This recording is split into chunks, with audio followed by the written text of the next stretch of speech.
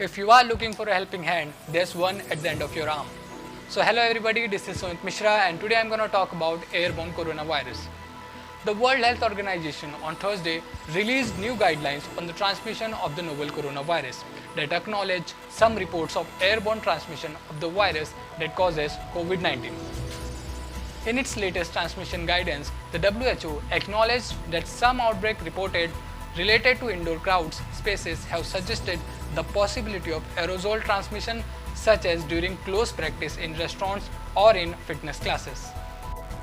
The new guidelines suggest people should avoid crowds and ensure good ventilation in buildings, in addition to social distancing, and encourage masks when physical distancing is not possible. Lindsay Mayer, an aerosol expert at Virginia Tech who contributed to the WHO letter, said in an email that she is encouraged that the agency is now acknowledging that airborne transmission may occur.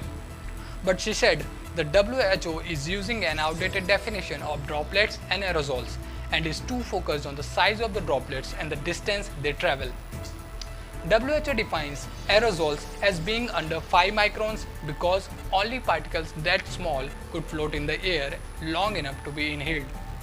However, Jimenez and Mayer said a much larger range of particle size has been shown to contribute to infection.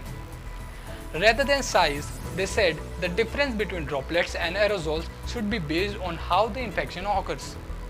If a person inhales the virus and becomes infected, it's an aerosol. If the infection occurs by contact, they are droplets. Although WHO has been focused on airborne transmission at long distances, Mayer said breathing in aerosols is of greater concern at close contact and when people are in the same room. So now let's talk about what precautions we can take to prevent airborne transmissions. First thing that we can do is face away from people when we talk.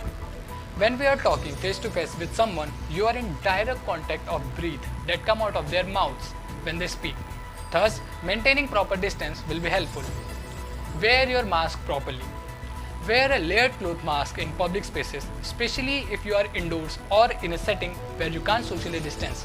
Make sure it covers your nose and mouth. Next is, make the indoors more like the outdoors. You limit aerosol transmission by increasing ventilation and increasing air circulation by opening a window, putting on a fan and just moving in the air. Moving air disperses the particle in the air and makes it less likely that someone will breathe in a concentrated cloud or an infectious virus.